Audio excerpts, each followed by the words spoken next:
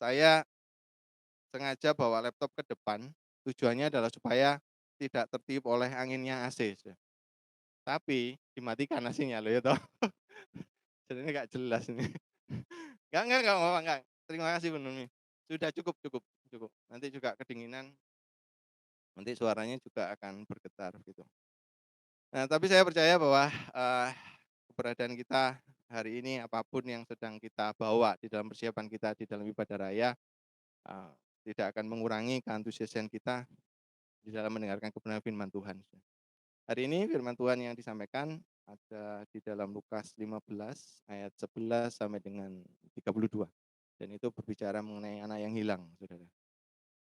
Nah, materi ini seperti biasa, saya menggali informasi, saya menanyakan gitu ya, gali-gali kok sudah catatan-catatan yang saya dapatkan dari Miki, dari yang kemarin-kemarin itu, eee, apa ya, eee, ada beberapa yang sudah pernah saya sampaikan dan akhirnya resource saya dari Jimmy, Saudara.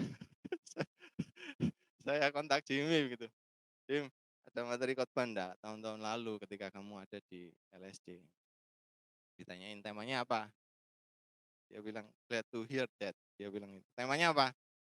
Sejujurnya belum ada ide, saya bilang gitu. Nah, terus kemudian oke, saya diberi link Google Drive, terus kemudian di situ banyak, apa ya, kurang lebih ada 15 sampai dengan 20 tema. Dan kemudian saya mencoba untuk berdoa dan, Tuhan ingatkan lagi di dalam satu perumpamaan, anak yang hilang ini, di dalam Lukas 15 ayat 11 sampai dengan 32. Nah, judul khotbah kita pada pagi hari ini adalah "We are truly rich in Christ." Jadi kita ini benar-benar adalah orang yang kaya di dalam Tuhan. Nah, kekayaan apa yang akan, eee, saudara dengarkan atau saudara sudah dapatkan daripada Tuhan, itu nanti kita akan lihat gitu ya. Nah, saya mau mengawali dengan sebuah ilustrasi yang demikian, Saudara, bahwa, eee, memang kalau misalnya Celi tadi mengatakan bahwa hari-hari ini, dunia ini semakin jelas bahwa banyak anak-anak Tuhan atau banyak pribadi-pribadi itu yang mengalami sebuah penolakan. Dan saya dapatkan ini juga ketika saya berhubungan dengan mahasiswa. Artinya ketika kontak dengan mahasiswa, ketika kemudian sharing dengan mahasiswa, ada penolakan daripada, ya contohnya adalah, salah satunya adalah dari orang tua, dari teman. Wah, itu powerful banget. Ada satu cerita demikian, Saudara, bahwa ada seorang remaja yang berumur 10 tahun, ketika jam istirahat, itu dia makan dan bermain bersama dengan teman-temannya. Jadi dia bawa bekal, kemudian jam istirahat dia makan. Nah, entah bagaimana cara bermainnya, kemudian suatu ketika dia itu jatuh, terus kemudian kena pelipisnya, berdarah, orang tuanya dipanggil. Nah, siapa yang tahu cerita ini? Jesse gitu. Tapi ini sebenarnya, saya ilustrasikan saja, karena yang selanjutnya itu puji Tuhan tidak terjadi di dalam diri Jesse. Tapi cerita ini saya bangun bahwa pelipisnya ini berdarah, orang tuanya dipanggil, saya bawa ke rumah sakit pada waktu itu, selesai saudara, beristirahatlah di rumah. Nah, kemudian setelah beberapa hari lamanya, ketika dia masuk sekolah, itu seperti seorang artis. "Iya, apa kamu kabari?" "Wah, sudah nggak apa-apa ta? Sudah sembuh kah? Gimana?" Ada banyak perhatian yang diberikan sebagai seorang istri, seperti seorang artis gitu. Nah, tentu saja dia akan merasa senang, sukacita. Karena apa, saudara? Ada penerimaan. Bahkan bisa jadi ya, teman-teman yang mungkin lama tidak menyapa, itu akhirnya menyapa. Kenapa? Ya itu tadi, sesuatu yang heboh. Dan sebenarnya hatinya teman-temannya itu adalah benar-benar ingin menyapa atau enggak kan kita juga nggak tahu. Nah, tetapi saudara, suatu ketika, ini saya yakin bahwa tidak terjadi di dalam anak saya. Ini tambahannya, saudara. Suatu ketika, si anak ini yang berusia 10 tahun ini kemudian beranjak dewasa dan kemudian dikhianati orang sahabat terdekatnya, ya. Apa yang terjadi? Dia kemudian menangis. "Kenapa ya kok temanku seperti ini ya?" Kenapa kok? Maksud saya enggak seperti itu, tetapi dia salah paham di dalam menerima. Ketika saya jelaskan, dia enggak mau tahu, dia memutuskan hubungan untuk tidak berteman lagi dengan saya, dan seterusnya, sudah sampai kepada sebuah tahapan yang apa, cukup dalam, yaitu dia sampai di dalam sebuah kesakitan hati. Nangis gitu, murung di dalam kamarnya. Orang tuanya kemudian menanyakan, "Kamu ada apa?" Nggak mau cerita, sakit hati terus. Kemudian dicoba untuk menerka-nerka, orang tuanya mencoba menerka-nerka, itu apa yang sedang terjadi. Kuatkan, ditopang, apalagi kalau misalnya background-nya adalah keluarga Kristen, mungkin ayat-ayatnya keluar semua begitu, dan seterusnya. Sepowerful apa yang orang tua katakan, itu kadang Saudara, lebih powerful temennya, bener nggak sih? Kenapa? Apa kata orang? Teenager itu kan demikian Saudara. Bahkan mungkin kita juga, di dalam pekerjaan kita, seringkali yang terjadi adalah kata orang itu lebih powerful. Dan hari ini Saudara, hari-hari ini adalah hari-hari yang cukup krusial karena di Petra itu ada pergantian kepemimpinan. Nanti di Oktober itu harapannya sudah ada rektor baru yang terpilih, dan setelah itu jajaran yang ada di bawahnya mulai dari WR1 sampai dengan rektor, sampai dengan jajaran yang di bawah seperti yang saat ini saya pimpin, yaitu adalah kepala program jurusan, itu akan ada perubahan. Wah Saudara, saya ngalang-ngalai apa ya, Ganjar sama Puan gitu.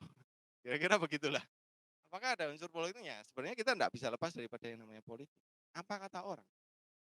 Kemarin hari Jumat persis itu ada Google Meet meeting yang terkait dengan sosialisasi pemilihan pimpinan struktural. Nah, saya ini sebenarnya diingatkan, tapi saya lupa. Benar-benar saya lupa untuk ikut itu karena sibuk di dalam mengajar. Paginya itu sudah diingatkan, tapi kemudian saya lupa. Kemudian ada teman yang mengatakan, "Duh, kok nggak ikut sosialisasinya?" Iya, lupa saya. Tapi ya, saya nggak punya kepentingan apa-apa sih di sana. Jangan gitu, jangan gitu. Loh kenapa memangnya? Itu kita bisa meneropong, kira-kira. Jadi meneropong itu, kira-kira yang akan memimpin, dan itu siapa, dan nanti pimpinanmu adalah siapa, dan kamu akan jadi apa. Dia bilang seperti itu. Bukan berbicara mengenai saya sih sebenarnya. Saya bingung Saudara, bagaimana cara meneropongnya. Sampai sekarang saya nggak ketemu gitu, apa yang dia maksud. Dan saya katakan yang penting adalah bagaimana kita bekerja sebaik-baiknya. Sisanya adalah urusan Tuhan, benar enggak? Nah, itu yang terpenting. Sehingga enggak menjadi apa yang namanya kata orang. Nah, si anak ini Saudara, apa yang menjadi kata temannya? Sehingga sepowerful apa yang orang tuanya katakan, itu enggak ngefek. Enggak ada obat kalau Saudara sudah sakit hati, kalau misalnya sudah tidak datang kepada Bapak, benar enggak? Jadi, kalau dia terus kemudian tidak ada di dalam satu pemulihan yang terjadi, maka sakit hati itu akan terus-menerus. Tidak ada obat untuk menyembuhkan sakit hatinya. Dia datang kembali ke sekolah, ya dia kembali menjadi seorang remaja yang sakit hati. Sikapnya berubah, menjadi minder, menjadi pemurung, bisa jadi menjadi pemarah. Dia nggak tahu gitu, apa yang sedang terjadi di dalam dirinya. Pokoknya dia berubah saja. Nah, Saudara, ini adalah apa yang iblis kerjakan di dalam salah satu ilustrasi seorang anak ini. Yaitu apa? Penolakan. Arah sudah. Kalau misalnya kita ini sudah merasa bahwa kita ini ditolak, baik oleh keluarga, baik oleh lingkungan, baik oleh mungkin teman-teman sekerja kita, dan seterusnya. Ini tidak boleh terjadi. Dan ini adalah kemenangan daripada iblis. Ini adalah kemenangan daripada iblis. Penolakan di dalam diri seseorang ini mengubah hidup daripada pribadi tersebut. Kalau tidak dibereskan, pastikan. Saudara kemudian boleh refleksi gitu. Apakah saya ini adalah insecure apa enggak gitu.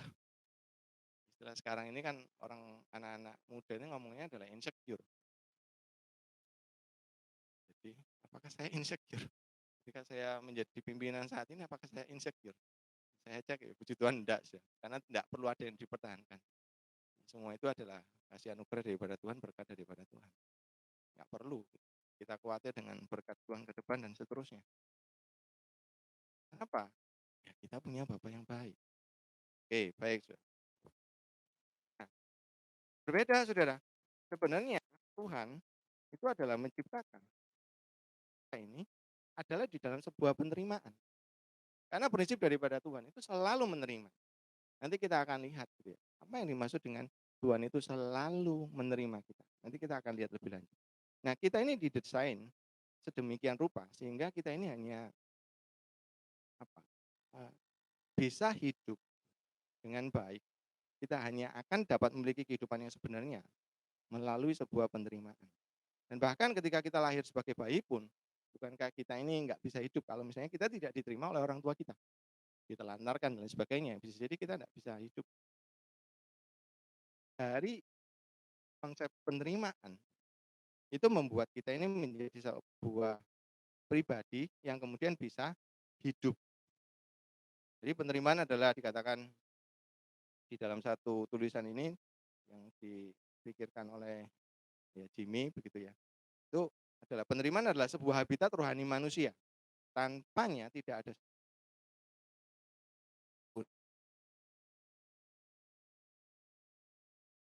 Dan kalau buat apa sudah harga begitu banyak kemudian dicaci maki. Saudara jadi Atta Halilintar gitu. Coba kemudian saudara merasa bahwa tidak diterima oleh netizen. Saya pikir itu tersiksa. Seberapa banyak pun miliaran yang saudara hasilkan daripada YouTube, apa artinya? Ketika saudara kemudian merasa bahwa iya ya, ternyata netizen ini benar tidak menerima saya. Ya. Saudara kemudian ada di dalam sebuah pemikiran demi pemikiran yang negatif dan sebagainya. Itu sebenarnya kasihan saudara dan itu menyiksa.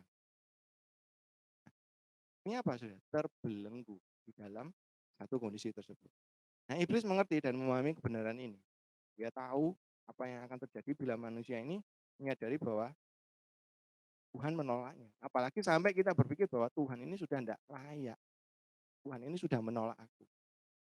Nah, ini adalah terjadi kepada mereka-mereka yang ada di dalam kehidupan yang namanya agamawi. Bahwa Tuhan itu menolak saya. Kalau di dalam sebuah level yang demikian, itu cukup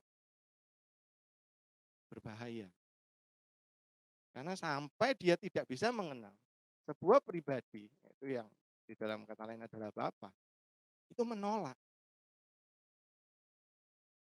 Padahal Bapak itu prinsipnya apa? Menerima, saudara. Nah, ini kan bertentangan, saudara. Iblis menebarkan bahwa kamu ini ditolak sama Tuhan, kamu ini ditolak sama Tuhan. Pak, dosamu sudah tidak bisa diampuni, dan seterusnya. Itu yang terus kemudian iblis tebarkan. Membuat kita ini berubah konsep bahwa iya, Tuhan ini sudah tidak menerima aku. Sedemikian beratnya dosa yang saya kerjakan. Berarti kalau itu terjadi di dalam pemikiran kita, iblis menang. Kita lepas daripada konsep awal kita. Bagaimana Tuhan itu selalu menerima. Tapi ada syaratnya, saudara. Apa? Melalui Kristus Yesus. Saudara harus terima Tuhan Yesus. Nanti saya akan pertajam lagi di dalam uh, pembahasan yang selanjutnya. Ya. Jadi iblis ini melancarkan segala macam cara dan strategi agar semua manusia termasuk orang Kristen itu mengalami penolakan. Seperti seorang gadis remaja yang menangis di kamarnya itu karena sakit hati. Ditebarkan terus. Ya memang benar kamu nggak layak sama teman-temanmu. Pantas kamu ditinggal sama teman-temanmu dan seterusnya. Itu yang kemudian ditebarkan terus sama iblis. Nah, ketika dia tidak mendapatkan sebuah pendampingan atau dia tidak menyelesaikan pada intinya, maka dia akan hidup di dalam sebuah sakit hati dan kepahitan. Dan saudara tahu dampak-dampak daripada kepahitan. Ya, kita tidak akan membahas mengenai itu lebih lanjut. Nah, artinya apa? Penolakan itu akan membunuh sebuah kemerdekaan yang Tuhan janjikan. Penolakan itu membuat saudara terbelenggu di dalamnya. Membuat kita kehilangan kasih, kehilangan pengharapan kita, kehilangan iman kita. Ya kan? Orang kalau merasa ditolak itu adalah orang yang kehilangan pengharapan. Nggak mungkin saya ini diampuni oleh Tuhan. Nggak mungkin teman saya ini bisa menerima saya. Berarti kan apa kata orang? Nah, mari kita baca di dalam 1 Lukas 11 sorry, Lukas 15 ayat 11 sampai dengan, 32 ini cukup panjang, tetapi saya ingin saudara melihat secara komprehensif begitu, dalam sudut pandang yang berbeda. Ini adalah sebuah ayat yang memang sering kita dengar, tetapi mari kita lihat ya. Ayat yang ke-11, perumpamaan tentang anak yang hilang. Yesus berkata, ada seorang mempunyai 2 anak laki-laki. Jadi saudara tahu ya, bungsu dan sulung. Kemudian kata yang bungsu kepada ayahnya, jadi awal-awal ayat ini, itu adalah berbicara mengenai, bungsu.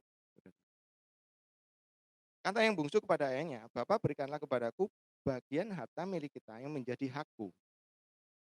Lalu ayahnya membagikan harta kekayaan itu di antara mereka. Beberapa hari kemudian anak bungsu itu menjual seluruh bagiannya itu lalu pergi ke negeri yang jauh. Di sana ia memboroskan harta miliknya itu dengan hidup berfoya-foya. Ini masih berbicara mengenai yang bungsu. Setelah dihabiskannya semuanya, timbullah bencana kelaparan di dalam negeri itu dan ia pun mulai melarat. Lalu ia pergi dan bekerja pada seorang majikan di negeri itu. Orang itu menyuruhnya ke ladang untuk menjaga babinya. Lalu ia mengisi perutnya dengan ampas yang menjadi makanan babi itu. Jadi dia mengalami sebuah titik yang terendah lah, kira-kira begitu. Tetapi tidak seorang pun yang memberikannya kepadanya. Ayat yang ke-17, lalu ia menyadari keadaannya. Jadi ada sebuah proses yang terjadi di dalam diri si bungsu ini, kemudian dia menyadari keadaannya, katanya, betapa banyaknya orang upahan bapakku yang berlimpah-limpah makanannya, tetapi aku di sini mati kelaparan. Itu yang terjadi di dalam proses daripada anak bungsu itu. Kemudian dia mengambil sebuah komitmen, aku akan bangkit dan pergi kepada bapakku dan berkata kepadanya, Bapak, ini penting saudara, Bapak aku telah berdosa terhadap surga dan terhadap Bapak. Dia punya komitmen itu saudara. Tapi komitmen di ayat 18 ini, di dalam dirinya si bungsu itu, lanjut, aku tidak layak lagi disebut anak Bapak. Jadikanlah aku sebagai salah seorang upahan Bapak. Ya. Nanti saudara, ketika si bungsu ini ketemu dengan bapaknya, kemudian dia menyatakan bahwa aku bangkit dan lain sebagainya. Yang ayat ke-18 ini tidak sempat dia sampaikan. Mari kita lihat selanjutnya ya. Jadi ayat yang ke-18 ini tidak dia sampaikan secara lengkap. Kenapa? Mari kita lihat selanjutnya. Aku tidak layak lagi disebut anak Bapa, jadikanlah aku sebagai seorang upahan Bapa. Ya, 20. Maka bangkitlah ia dan pergi kepada bapaknya. Ketika ia masih jauh, nah ini berbicara mengenai Bapa sekarang. Kalau tadi bungsu, ayat yang ke-21 ini, ayat yang ke-20 ini berbicara mengenai Bapa. Ayahnya telah melihatnya lalu tergeraklah hatinya oleh belas kasihan. Ayahnya itu berlari mendapatkan dia, lalu merangkul dan mencium dia. Nah ini sudah. Kata anak itu kepadanya, Bapak, aku telah berdosa terhadap surga dan terhadap Bapak. Aku tidak layak lagi disebut anak Bapak. Belum sampai dilanjutkan, saudara. Apa yang dikerjakan oleh Bapak? Tetapi ayah itu berkata tiba-tiba. Sebenarnya anak bungsu ini belum selesai ngomong. Yang komitmennya dia bahwa aku tidak layak disebut sebagai anak Bapak, jadikanlah aku sebagai salah seorang upahan Bapak, itu tidak disampaikan sama anak bungsu itu. Nah, apa yang dikatakan? Kata itu kepadanya, Bapak aku telah berdosa terhadap surga dan terhadap Bapak, aku tidak layak lagi disebut anak Bapak. Tetapi ayah itu berkata kepada hamba-hambanya, lekaslah bahwa kemari jubah yang terbaik, pakaikanlah itu kepadanya, dan kenakanlah cincin pada jarinya, dan sepatu pada kakinya. Dan diambillah anak lembu tambun itu, sembelihlah dia, dan marilah kita makan dan bersuka cita. Sebab anakku ini telah mati dan menjadi hidup kembali, ia telah hilang dan didapatkan kembali, maka mulailah mereka bersukaria. Sudah lihat ya, secara umum bahwa hati Bapak itu sudah tidak melihat lagi. Itu nggak peduli. Yang penting adalah bagaimana kamu datang kepadaku. Bapak maksudnya. Nggak peduli sudah. Nah ini adalah hati seorang Bapak. Nah saya akan lanjutkan. Kemudian berbicara mengenai yang sulung. Tetapi anak yang sulung berada di ladang, 25 ya, tetapi anak yang sulung berada di ladang dan ketika ia pulang dan dekat ke rumah, ia mendengar bunyi seruling dan nyanyian tari-tarian. Lalu ia memanggil salah seorang hamba dan bertanya kepadanya, apa arti semuanya itu? Jawab mama itu, "Adikmu telah kembali dan ayahmu telah menyembelih anak lembu tambun karena ia mendapatkan kembali dengan sehat." Maka marahlah anak sulung itu dan ia tidak mau masuk. Lalu ayahnya keluar. Hati bapak itu seperti itu. Ayahnya keluar dan berbicara dengan dia. Jadi bapak ini tidak memiliki sebuah pride, nggak punya sebuah apa ya, kamu anak kok, ya kamu yang harus datang kepada saya. Itu enggak kita lihat di dalam sebuah ayat ini. Justru malah dia menunjukkan fungsi daripada seorang bapak. Apa yang dilakukan? Tetapi kemudian ia menjawab ayahnya, "Telah bertahun-tahun aku melayani Bapak dan belum pernah aku melanggar perintah Bapak. Tetapi kepadaku belum pernah Bapak memberikan seekor anak kambing untuk bersuka cita dengan sahabat-sahabat. Tetapi baru saja datang anak Bapak yang telah memboroskan harta kekayaan Bapak bersama-sama dengan pelacur-pelacur, maka Bapak menyembelih anak lembu tambun itu untuk dia." Kata ayahnya kepadanya, "Anakku, engkau selalu bersama-sama dengan aku dan segala kepunyaanku adalah kepunyaanmu. Kita patut bersuka cita dan bergembira karena adikmu telah mati dan menjalani hidup kembali. Ia telah hilang dan didapatkan kembali." Amin. Ini adalah sebuah gambaran, saudara. Ada tiga tokoh sentral atau tiga karakter yang terjadi, yaitu adalah anak bungsu, kemudian ada bapak, dan ada anak sulung. Silakan saudara cross check di dalam hati saudara masing-masing bahwa apa yang terjadi? Apakah saya adalah anak bungsu? Apakah saya berlaku seperti anak sulung? Dan bagaimana saya memandang satu sosok bapak? Perumpamaan ini sering disebut dengan orang tentang anak yang hilang, tentang anak yang boros.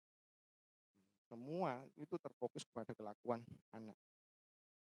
Ya, pada sentral daripada perumpamaan yang Yesus sampaikan ini adalah sebetulnya bukan tentang anak sulungnya, bukan tentang anak bungsunya, tetapi tentang bapak. Bapak itu adalah pusat daripada Injil di dalam Injil Lukas 15 ini sebenarnya. Dan kita akan mengkorek, kita akan kemudian melihat bagaimana peranan Bapa di dalam satu Injil Lukas ini di ayat yang ke-15. Yesus memberikan sebuah contoh pribadi yang apa? Yang dikatakan bahwa bagaimana Bapak ini berlari kepada anaknya yang hilang itu. Dan digambarkan dengan luar biasa sukacita yang ditunjukkan oleh Bapak. Dengan kemudian memberikan instruksi kepada anak buahnya gitu ya. Anakku yang hilang ini sudah kembali loh. Yuk kita bersukaria. Sembelih, kasih jubah yang terbaik. Saya nggak tahu saudara. Kalau saudara melakukan banyak kesalahan, suatu ketika saudara kemudian bangkit dan mau datang kepada Bapak. Dan kemudian yang dikerjakan oleh Bapak seperti ini, saudara nggak sempat ngomong. Terus kemudian ada sebuah attitude atau sikap daripada yang Bapak tunjukkan, yang menunjukkan bahwa aku nggak peduli apa yang sudah kamu kerjakan. Itu masa lalumu. Yuk sekarang bagaimana kita menatap masa depan. Itu saudara, itu pasti akan ada sebuah kelegaan yang keluar daripada diri saudara. Dan itu adalah kemerdekaan. Tidak lagi dibelenggu lagi di dalam sebuah penolakan demi penolakan. Kadang itu kan dulu ketika kecil gitu sudah, nggak naik kelas. Pulang dari Blimbing, jadi Santo Yusuf Blimbing itu kan terkenal pelajarannya tingkat tinggi. Ketemu dengan anak-anak asrama yang juga kenakalannya tingkat tinggi. Saya adalah orang yang sebenarnya alim. Sungguhan, ini sungguhan. Alim, percaya toh, tapi males itu. Gak enak tapi nih. Tapi saya akui sudah, males sudah. Wono Coroko itu, ya, Wono Coroko. Itu mungkin saya hafal Wono Corokonya saja. Jadi ketika pertanyaannya itu apa, kalimatnya itu apa yang harus diterjemahkan dan ditulis di dalam Wono Coroko, selalu yang tulis adalah sama jawabannya. Ya ho, no, coroko. Jadi sebenarnya ditulis, suruh nulis gitu ya. Aku budal nang pasar misalnya gitu ya. Tulisnya adalah jawabannya adalah ho, no, coroko. Karena tahunya cuma itu sebenarnya. Nggak mau belajar. mualnya setengah mati. Nah, ketika ada indikasi dari dosen, kok dosen, guru wali kelas, i dia bilang ini, "Yud, eee, kamu kan sudah diingatkan untuk ngambil rapot itu sama dengan orang tua. Karena yang lain itu orang tuanya nggak ada yang datang. Jadi dibagi rapotnya. Ini khusus saya gitu, dipanggil sama orang tua. Nah, saya kan udah punya indikator gitu ya, udah ada punya feeling gitu. Benar sudah. Loh, mana orang tua? Masih kerja. Sudah, panggil ya. Nggak ada zamannya handphone. Saudara. Pulang saudara saya naik mikrolet ke Bemo ya. Dari Belimbing pergi ke pasar besar. Sampai di pasar besar mama tanya, "Lu mana rapotmu?" Anu mah dipanggil sama guru, jadi nggak bisa dibagi dulu. Jadi akan dibagikan ketika mama ke sekolah. Saya tahu saudara pasti mama saya pada saat itu punya feeling juga gitu loh. Cuman saya tidak bisa membaca itu gitu ya. Ya sudah nyantai gitu. Tapi saya selama perjalanan balik naik bemo itu saya sudah gelisah. Aduh, ini indikator yang sudah saya pahami sejak di awal gitu. Sudah tahu dan benar sudah nggak naik kelas. Nah, itu yang itu yang terjadi terbelenggu saya di dalam sebuah hal yang demikian. Nah, begitu dinyatakan tidak naik kelas, saya itu tidak melihat respon daripada mama saya.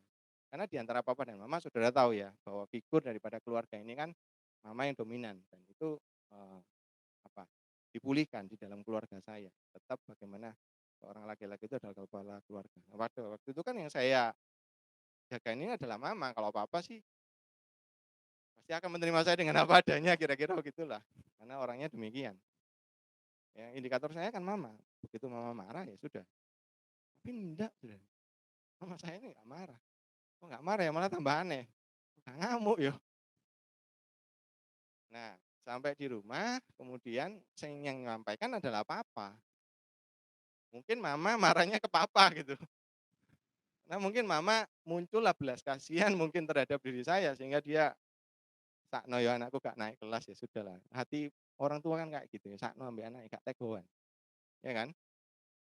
Nah itu. Nah, nggak ada kemarahan saudara. Dan ini adalah sesuatu yang melegakan di dalam diri saya bahwa ya sudah, solusinya adalah ya kamu harus cari sekolah yang di lain. Mungkin kamu tidak nutut, intinya kasarannya gitu ya, otakmu nggak nutut dewaing gitu. Terus kamu geser aja nang Marsudi Siwi, saudara. Ayo, pernah dengar kata-kata SMP Marsudi Siwi? Nggak pernah dengar, saudara. Karena nggak terkenal. Ini sekolah-sekolah yang di pinggir gitu. Ya, sekolah di sana. Gitu. Nah, apa yang saya rasakan? Ya kelegaan. Yesus memberikan sebuah contoh melalui satu satu Injil Lukas itu adalah pribadi Bapa. Mari kita fokus kepada yang namanya pribadi Bapa.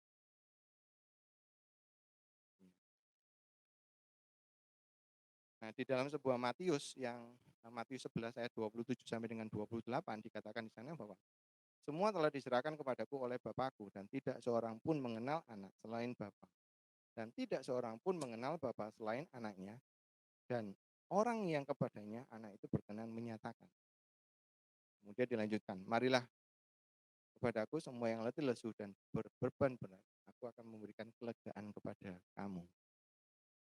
Mari sekali lagi bahwa kita berfokus kepada satu pribadi Bapa.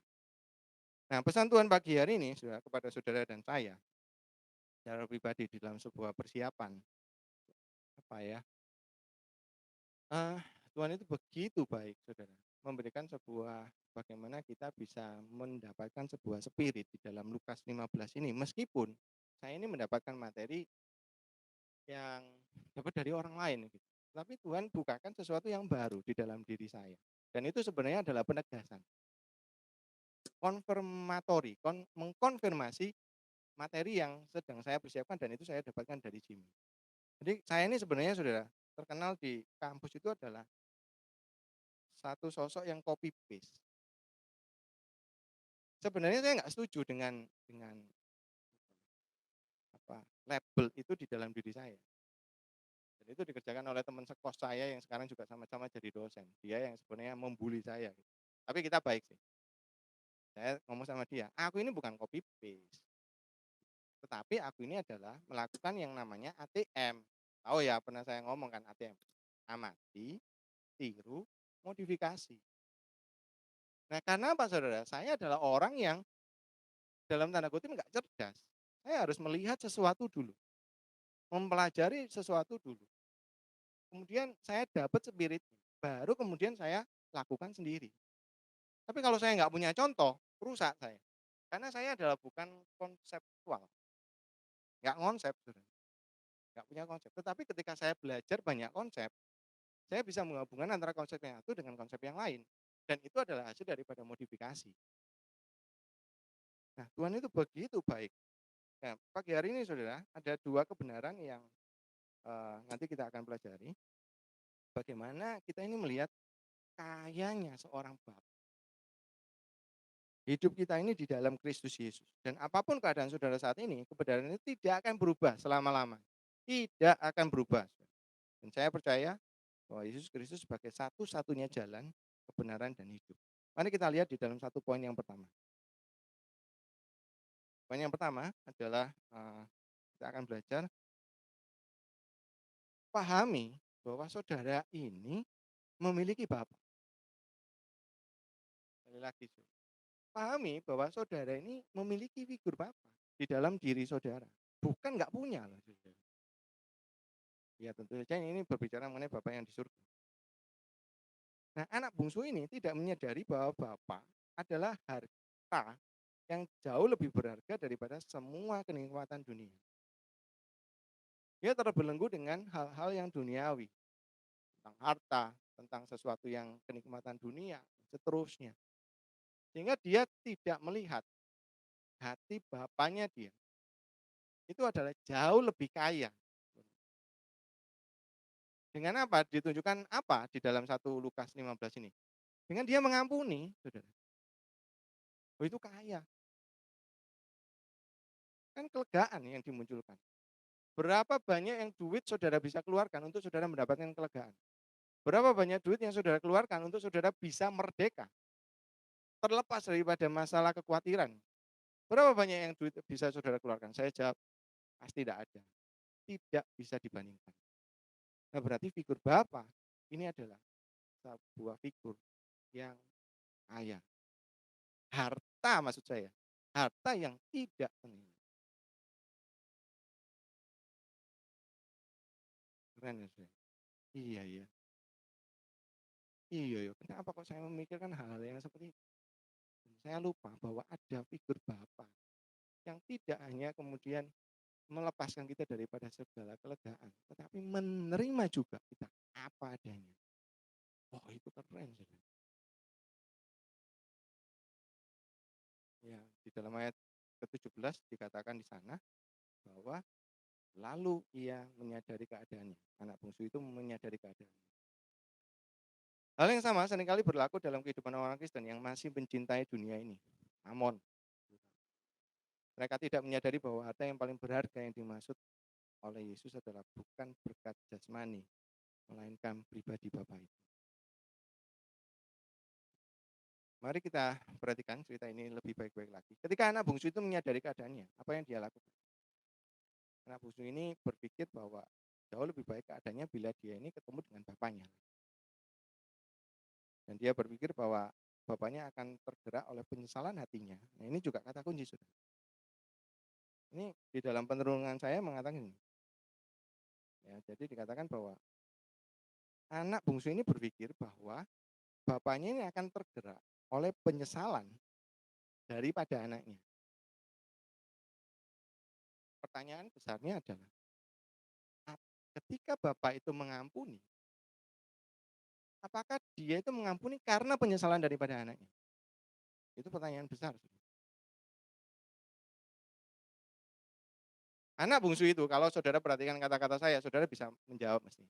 Anak bungsu itu berpikir bahwa bapaknya itu mengampuni karena tergerak oleh pengakuan dosanya dia, kira-kira begitu. Tapi pertanyaan saya adalah, apakah bapak Itu sebenarnya mengampuni dia karena tergerak oleh pengakuan dosanya dia. Kalau Bapak itu mengampuni karena dia tergerak oleh pengampunan dosanya si anak bungsu ini, itu adalah bukan berbicara mengenai Bapak di surga. Itu adalah mungkin berbicara di level kita. Ya wes, kamu nyesel toh, ampuni. Tapi konsep daripada Bapa di surga itu adalah tidak mengingat-ingat dosa kita. Bahkan tadi di ayat yang ke-19, belum selesai anak bungsunya itu ngomong, sudah, yuk kita bersuka cita. Kenapa? Bapak, saudara. Kenapa bisa Bapak melakukan itu? Karena Yesus Kristus mati di atas kayu salib. Karena Yesus Kristus adalah pengantara kita. Itu anakmu loh. Keren loh, saudara. Itu anakmu loh. Kamu kan sudah mengutus aku untuk datang ke dunia, mengampuni setiap daripada mati di atas kayu salib. Nah, sekarang anak ini datang kepada Bapak.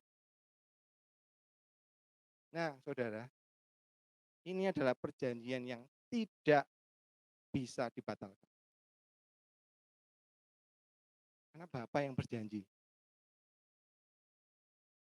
Bapak yang mengutus Yesus mati di atas kayu salib untuk menghapus dosa-dosa manusia.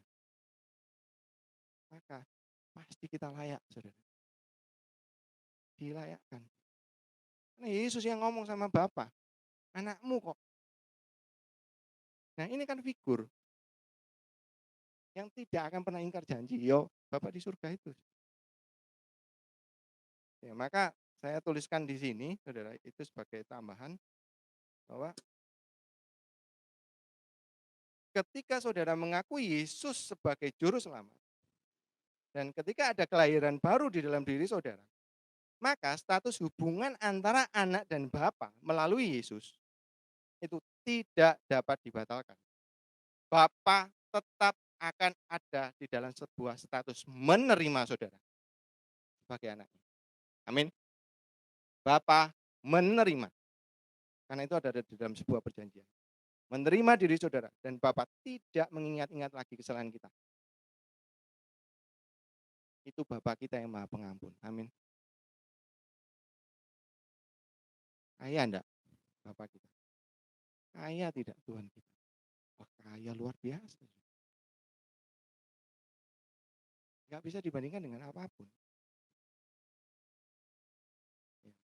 Kalau dilihat daripada terjemahan yang lain, saudara, di ayat yang 20 dan 22, tadi ini juga sudah saya singgung, dalam bahasa Inggrisnya dikatakan begini, he got right up and went home to his father. When he was still a long way off, his father saw him. Ya kan? He heart pounding, hatinya kemudian tergerak. He ran out, ayahnya itu kemudian berlari, embrace him, menerima dia, memeluk dia, mencium dia, kiss him. Ayat yang ke-21, the son start his speech. Dia kemudian menyatakan, Father, I have sinned against God. I have sinned before you. I don't deserve to be called your son ever again. Tapi 22 itu yang terjemahan lain mengatakan, but the father wasn't, tidak mendengarkan. Kataan yang akan mau disampaikan sama bungsunya, wasn't listening, tidak akan mendengarkan. Wah, ini keren. Ternyata Bapak itu tidak mendengarkan apa yang si bungsu katakan. Karena faktanya apa? Perbuatan anaknya itu tidak akan pernah mengubah hatinya dia. Karena hatinya dia adalah selalu menerima. Oke, itu kata kuncinya. 1000 alasan yang diberikan atas dosa yang sudah dibuat anak bungsu itu mau diceritakan secara berjam-jam, berhari-hari. Itu tidak akan merubah hati Bapak. Oke, baik. Ya. Keren sudah. Jam berapa itu? Jam 12 malam. Saya kemudian, karena gini, sorenya itu sama Cik Eli gini, lagumu apa? Oh, buat ini. Gak ada yang cocok gitu. Ada yang cocok. Karena saya belum bisa mengatakan ini gitu secara keseluruhan karena di dalam persiapannya saya belum lengkap. Lagunya apa ya? Nggak ketemu. Ya wis Bapak sentuh hatiku lah. Nanti kita ulang lagi di dalam setelah khotbah malam itu cocok ini. Sebenarnya lagu itu bukan bukan kemudian lebih penting daripada firman Tuhan, tidak. Tetapi lagu itu kan mensupport gitu ya, menopang untuk meyakinkan kita kembali dan seterusnya. Firman Tuhanlah tetap yang menjadi sebuah fokusnya. Nah, akhirnya nanti kita akan dengarkan sebuah lagu itu. Nah, saudara, ini adalah sebuah kebenaran yang kelihatannya adalah sederhana, tetapi memiliki sebuah makna yang dalam. Ya, setiap orang Kristen biasanya belum menyadari seperti anak bungsu ini, ya, dan selalu menuntut, menuntut, dan menuntut. Oke, baik. Dikatakan di sana bahwa di dalam Roma 8 ayat 38 sampai dengan 39 dikatakan bahwa aku yakin baik maut maupun hidup, baik kalah maupun menang, baik masa lalu maupun masa depan, atau pelayanan dan pekerjaan tidak akan dapat memisahkan kita dari kasih Bapa yang ada di dalam Kristus Yesus Tuhan kita. Dahsyat sudah, luar biasa. Oke, baik. Kita akan lanjut ke poin yang kedua. Menarik sudah ya. Kita mendapatkan sesuatu yang apa? Mungkin di-refresh bagi yang sudah pernah mendengarkan ini. Mungkin yang baru, saudara akan mendapatkan sebuah sudut pandang baru. Bahwa, wih, keren apa itu. Nah, kalau demikian, saudara, saya lanjutkan aja. Kalau demikian, maka seharusnya anak-anak Tuhan itu adalah membagikan harta yang kita punya ini. Benar nggak sih? Kita ini punya Bapa yang baik. Terutama kepada orang-orang yang terhilang. Ada satu pribadi yang tanpa syarat menerima kamu apa adanya. Nah, seharusnya demikian. Long, sekarang kita aja diajar untuk memberi kok. Ada kita yang ada. Nah, ini kan harta yang lebih daripada apa yang kita punya. Dan kita akan diajar bagaimana punya hati memberi. Yang memberi tidak hanya berbicara mengenai jasmani saja, tapi bercerita mengenai Kristus itu adalah juga memberi di dalam sebuah konteks kalau kita ngomong masalah harta. Amin, saudara. Oke, baik. Kita adalah ahli waris, yang poin yang kedua adalah kita adalah ahli waris kerajaannya. Dan ini juga perlu dipahami. Bahwa apa yang menjadi respon daripada anak sulung ini sebetulnya logis. Dilihat daripada sudut pandang agama. Logis, saudara. Nah, bagaimana tidak? Adiknya yang sudah membuang seluruh harta bendanya, berfoya-foya, perjudian, pelacuran, kemudian karena uangnya habis, kemudian kembali kepada bapaknya, kemudian diterima, ya marah. Tapi itu adalah sebuah konsep duniawi dan konsep agamawi. Gambaran pribadi anak sulung ini Yesus berikan sebagai label Kristen yang agamawi dalam Kristus. Nah, ini adalah sebenarnya adalah konsep yang berbahaya. Ya, dikatakan demikian oleh dalam pemikirannya Jimmy gitu. Karena konsep agama adalah sangat bertentangan dengan konsep kasih karunia. Agama kan barter gitu. Orang menganggap di dalam konsep agamawi adalah barter. Kalau saya bertobat, saya diampuni. Maksudnya adalah ketika saya melakukan sesuatu, ya maka harapannya adalah saya diampuni. Ada barter. Kalau saya tidak melakukan sesuatu, saya tidak diampuni. Barter begitu. Tetapi kalau ngomong masalah konsep kasih karunia, itu jauh berbeda. Karena dia tidak akan mengingat kesalahan-kesalahan daripada kita. Nah, kalau kita tidak menganjurkan konsep agama di dalam hati kita, yang dibangun dari keluarga, yang dibangun dari lingkungan, yang dibangun dari kebenaran kita sendiri. Karena kita mungkin sudah lama tidak bersekutu dengan saudara-saudara seiman, sudah lama tidak kemudian ditegur, sudah lama tidak ada di dalam sebuah proses kehidupan rohani kita yang bertumbuh. Kita kadang kemudian set standar kebenaran, jadi kita dan lama-lama kita nggak terasa bahwa kita sedang melenceng. Ya, maka kita akan menjadi seperti anak sulung itu tadi. Akhirnya secara nggak langsung saudara, saudara akan kembali seperti anak sulung tadi. Anak sulung yang seperti apa? Kok gini ya? Akhirnya barter gitu. Kenapa kok Tuhan melakukan ini ya? Padahal saya sudah ini dan itu loh. Tapi kok Tuhan tetap memberikan saya misalnya adalah sesuatu yang tidak saudara inginkan. Ketika pertanyaan itu terus kemudian akhirnya diselesaikan dengan Tuhan bahwa saudara memutuskan untuk memegang firman Tuhannya bahwa ya wis, saya yakin bahwa Tuhan punya rencana. Itu masih clear. Tapi kalau pertanyaan itu kemudian diteruskan, tidak ada penyelesaian, tidak ada pemberesan, kemudian tanya sebelah kanan, semakin melenceng, saudara nggak sadar, tanya sebelah kiri, semakin melenceng, saudara nggak sadar, makanya jangan ke sana, lebih baik ikut saya dan seterusnya, maka saudara akan hilang. Karena apa? Saudara terjebak di dalam sebuah konsep agamawi. Saudara lupa bahwa Kristus itu adalah konsepnya adalah kasih karunia. Ya, namun ya dikatakan berpuluh-puluh tahun melayani Tuhan, setia, datang ke gereja berdoa, namun ternyata sama sekali sebenarnya tidak mengenal Bapa. Dan ini adalah menjadi sebuah kerugian bagi kita sebenarnya. Nah, pagi hari ini, mari kita belajar bahwa kita ini adalah ahli waris kerajaannya. Bapa itu sudah menyediakan yang pasti, menurut apa? Menurut ukuran daripada Bapa, bukan menurut ukuran daripada saudara. Tuhan ingin ada saudara di dalam sebuah proses demi proses. Karena saya tidak pernah itu melihat bagaimana Tuhan itu bekerja secara instan tanpa kemudian mendatangkan sebuah proses di dalamnya. Dan kita sebenarnya sadar bahwa kalau nggak diproses, kalau instan itu dasarnya tidak kuat, fondasi tidak kuat dan mudah sekali untuk roboh, mudah sekali untuk roboh. Kenapa? Yang tidak dari proses. Sama toh.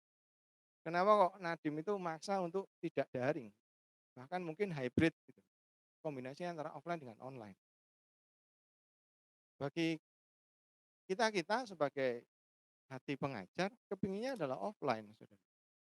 Karena kita sudah lihat anak-anak yang generasi online itu benar-benar instan.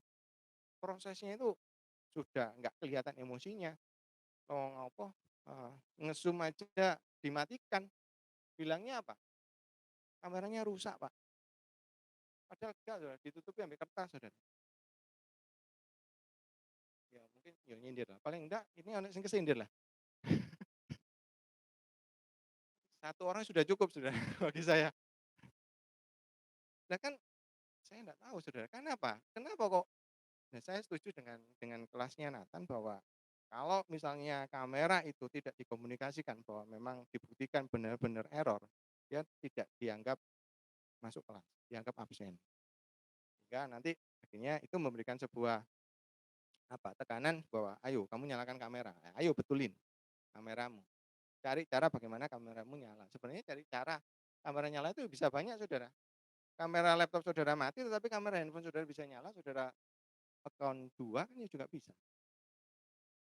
Nah, kenapa saudara tidak bisa lihat emosinya? Kami tidak bisa melihat respon daripada mahasiswa itu dengerin apa enggak. Kalau di kelas, saudara, kelihatan. Kita ngomong, dia ngoceh sendiri, nggak dengerin. Kelihatan, saudara. Kita bisa memberikan sebuah proses peneguran di sana. Nah, kalau peneguran itu kenceng, dia akan ingat. Sama seperti, dia tahu Pak Zaitabi gitu ya. Sekarang sudah pensiun, tapi saya ingat dulu pernah cerita. Dalam satu kelas, dia ngomong masalah soal korupsi. Ada satu mahasiswa yang nggak setuju sama Pak Zaitabi. Belum tentu, Pak, orang-orang yang di dalam pemerintahan itu selalu korupsi. Zaitabi itu, ini kemungkinan bapakmu juga orang yang di dalam pemerintahan. Kalau bapakmu di dalam pemerintahan, saya yakin juga kemungkinan besar akan korupsi. Kenapa? Nggak mungkin anaknya orang pemerintah itu bisa sekolah di Petra loh. Ngawur sudah. Ngawur loh sudah. Tapi pada zaman itu berani dia mengatakan demikian. Karena maksudnya Petra itu mahal. Nggak mungkin anak pegawai negeri itu bisa masuk di dalam Petra. Itu maksudnya dia. Pasti ingat saudara, saya ingat bukan anak. Maksud saya bukan anak yang ditegur sebenarnya saya. Tapi saya ingat gitu. Dan anak itu saya yakin pasti ingat. Nggak tahu nanti kemudian dia sakit hati atau enggak. Saya pasti ingat. Kenapa? ada teguran, ada proses yang terjadi di dalam dirinya dia. Paling tidak ada pergumulan di dalam dirinya. Nah sekarang anak online sudah, nggak bisa, sulit sudah.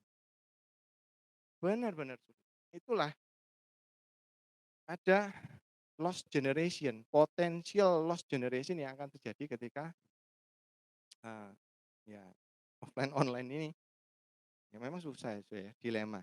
Saya juga bisa memahami keputusan-keputusan daripada sekolah. Oke baik, kita kembali lagi bahwa gambaran pribadi anak sulung ini yang Yesus berikan adalah sebuah gambaran yang agamawi. Kita perlu untuk menghancurkan itu, konsep daripada agamawi itu. Konsep agama membuat kita terus mencari apa yang sudah sebenarnya diberikan oleh Tuhan. Kita mencari apa yang sebenarnya sudah diberikan oleh Tuhan. Anak sulung itu mencari apa yang sebenarnya sudah dibagikan oleh bapaknya ketika anak bungsu sudah minta haknya. Itu kan sudah dibagi-bagi, sudah. Nah, padahal anak sulung ini adalah bersama-sama dengan bapaknya terus. Tapi dia tidak mengenal hati bapak.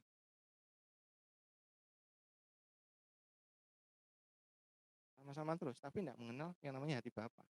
Terjebak di dalam apa? Agamawi itu tadi. Hitung-hitungan dan seterusnya. Oke.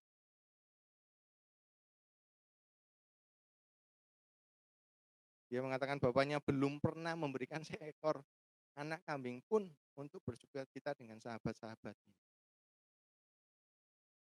Apakah hati bapak seperti itu? Duh, kita ini sudah deket loh ya dengan Pastor Bu Nurmi misalnya. Tapi kenapa kok orang yang nggak deket dianggap di dalam pemikiran kita, kebenaran kita sendiri, standar kita sendiri. Orang yang tidak dekat dengan kita itu kok yang jauh lebih diperhatikan daripada saya yang dekat ya.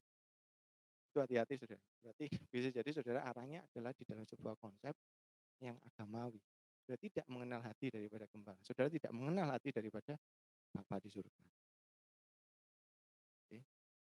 Agama membuat kita mengerjakan pelayanan dan perbuatan baik bukan berdasarkan anugerah Kristus, melainkan adalah sebuah motivasi mendapatkan sesuatu yang sebetulnya sudah disediakan bagi kita. Jadi saya mau memberikan sebuah gambaran. Pastikan di dalam diri saudara, apakah saudara selesai dengan diri saudara atau belum? Maksud saya selesai dengan diri saudara atau belum itu adalah bagaimana saudara memandang bahwa Bapak itu ya itu tadi, saudara, yang kaya itu. Sehingga apapun masalah yang akan terjadi, saudara punya Bapak yang pasti akan menerima, yang pasti akan memberkati, yang pasti punya rencana, hal-hal yang baik yang akan terjadi di dalam hidup saudara. Sehingga saudara tidak perlu khawatir dengan hal-hal yang lain. Itu menunjukkan bahwa saudara selesai dengan diri saudara. Orang mau ngomong apapun, saudara tidak terpengaruh. Jujur sebagai kesaksian, saya cerita bahwa pernah suatu ketika Jessica ini ada di dalam sebuah penolakan. Ceritanya itu nggak sengaja, dia itu jalan-jalan dengan temennya yang lain. Kemudian tercapture media sosial, teman yang tidak bersama-sama dengan dia yang di PTC itu merasa bahwa, loh kamu kok temenan sama dia? Gitu. Kok kamu juga nggak ngajak saya ke PTC? Padahal temanmu itu yang kamu ketemu di PTC itu kan sebenarnya aku yang kenalin. Loh kamu kok nggak ngajak aku? Wes kita nggak usah temenan lagi. Nangis sudah. Kita tanya, loh kamu kenapa nangis? Nggak mau ngomong. Mamanya tanya gitu, kenapa kamu nangis? Nah, kalau mamanya sama saya kan beda pendekatannya. Dituanya, semakin nggak dijawab, semakin ditanya. Akhirnya semakin nggak dijawab, semakin dimarahi sudah. Padahal maunya dia adalah diterima kan gitu. Aku kok tambah diseneni dalam artian, aku ditinggal ambil koncoku, aku diseneni mamaku bisa. Tapi saya baca itu dengan cepat saudara, kilas gitu. Kenapa ya kok dia nangis? Nah, kemudian muncul informasi sedikit bahwa dia ditinggal sama teman-temannya. Setelah selesai mandi, saya buka pintu, dia ya masih nangis sih sebenarnya tapi sudah reda. Papa lakukan apa, Jess? Terhadap kamu? Ngapain? Papa ngapain kamu? Meluk. Saya peluk. Saya peluk. nggak banyak omong. Saya peluk, saya bilang, kamu ini adalah pribadi yang berharga di mata Tuhan. Nggak perlu peduli dengan omongan teman. Ya, papa sama mama sayang sama kamu. Kamu punya Tuhan Yesus. Itu tok. Tambah sesungguhan. Itu sama buan terus dia nangis. Tapi saya tahu dia lega. Amin. Karena itu yang dibutuhkan. Diri kita ini adalah membutuhkan yang namanya penerimaan. Dari siapapun. Nggak diterima, nggak usah kecil hati. Karena itu nggak penting. Yang penting adalah Bapa menerima saya apa adanya. Nah, jika demikian saudara, maka saudara tidak perlu mempertahankan apa kata orang. Oh, Bapak sudah menerima aku. Berarti saya sudah beres. Justru saya harus menjadi berkat bagi banyak orang. Tadi malam dia ngomong gitu. Sudah mengampuni katanya. Tetapi masih diungkit-ungkit. Kamu ngomong apa kemarin malam, Jess? Kamu tanya apa kemarin malam itu di mobil? Apakah orang yang sudah mengampuni itu masih mengungkit-ungkit kesalahan apa enggak? Kamu tanya apa, Jess? Ya gitu ya. Saya bilang bahwa seharusnya enggak. Orang yang sudah mengampuni dia tidak akan mengungkit-ungkit itu, melupakan itu semua. Nah, temannya tanya gitu. Dan Jessica tanya seperti itu. Jessica jawab, iya kalau kita sudah mengampuni ya sudah. Ya mengampuni. Temennya bilang apa? Kamu kok baik banget sih, Jess? Saya katakan bukan Jessica yang baik gitu. Yang baik adalah Tuhannya yang memberikan sebuah hati yang demikian. Melalui siapa? Amin. Mari kita beri kemuliaan untuk Tuhan kita. Nah, dia bisa seperti itu karena apa, saudara? Ya karena gereja dipakai oleh Tuhan untuk menyampaikan kebenarannya. Gembalanya dia dipakai oleh Tuhan untuk menyampaikan kebenarannya. Perjalanannya dia kemudian memilih untuk pergi sama engkong emaknya, nginep gitu ya. Itu membawa di dalam sebuah prinsip-prinsip doktrin-doktrin kekristenan yang benar. Alkitabiah di dalam dirinya. Saya yakin itu. Sedikit banyak apapun itu kebersamaan dengan keluarga Pastor dan Bu Nurmi, pasti ada sesuatu yang dia akan serap. Makanya selalu mutung kalau misalnya nggak boleh gitu. Ya, sebenarnya kita nggak ngelarang sih. Tapi dia perlu juga berpikir gitu, antara ulangan atau kamu kepingin seneng-seneng gitu. Tapi kalau misalnya, Pak, kalau kamu gini ya, saya tak kasih tahu ya. Pak, aku mau pergi nginep sama engkong emak karena mau belajar firman Tuhan. Wis Buddha loh. Gak akan ngelarang gitu. Tapi besok ulangan matematika, Buddha loh ya, tetap berangkat. Itu saudara. Karena saya tahu bahwa Tuhan itu baik, menerima saudara itu apa adanya. Aduh, pencet.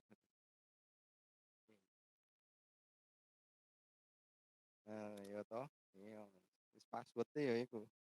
Apa caranya ya passwordnya itu? Sampai di mana ini tadi? Nah, ahli waris ya, di poin yang kedua.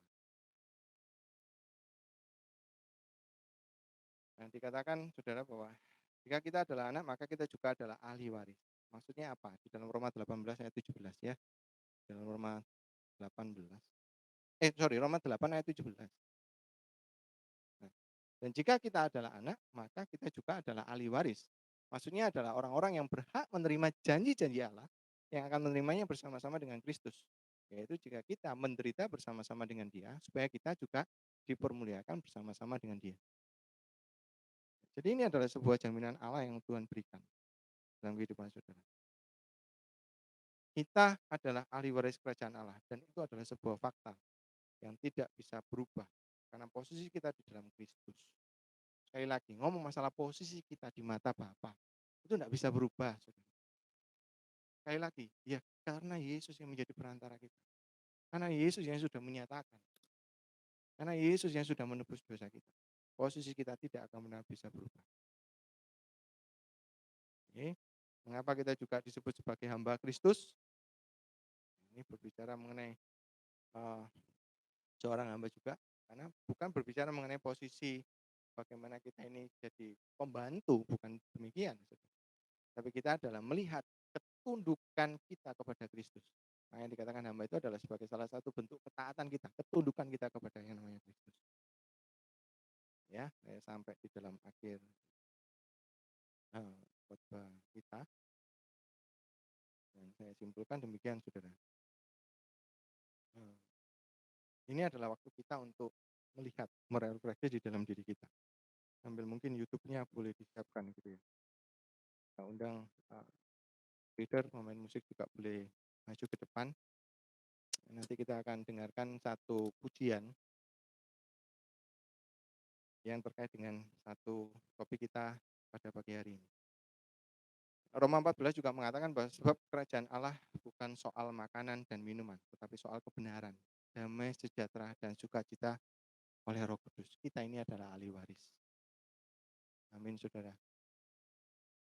Mari kita kemudian mengkoreksi diri kita.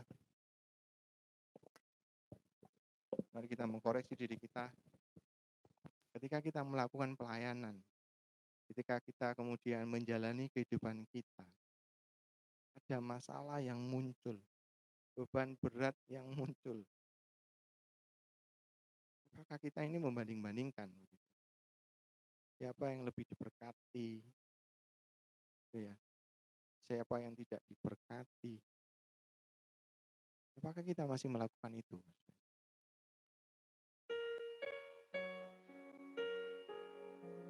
Mari kita tundukkan kepala. Kita akan dengarkan satu pujian ini. Tutuplah mata saudara dan perhatikan baik-baik.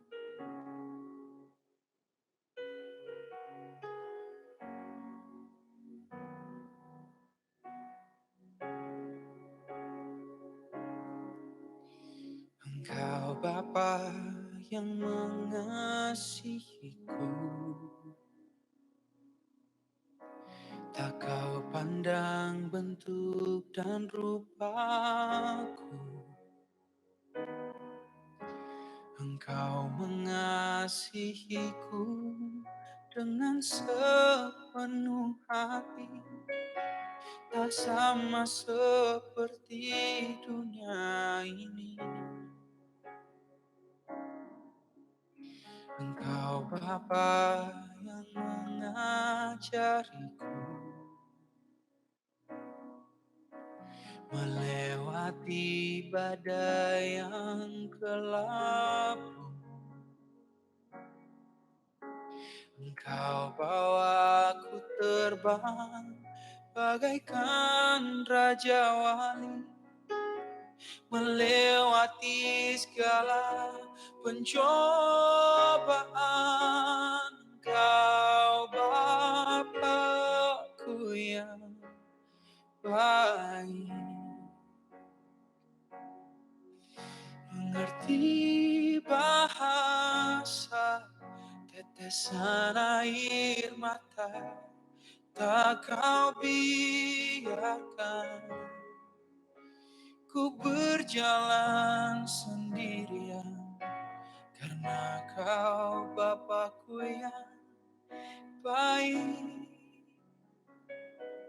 Engkau Bapakku yang baik,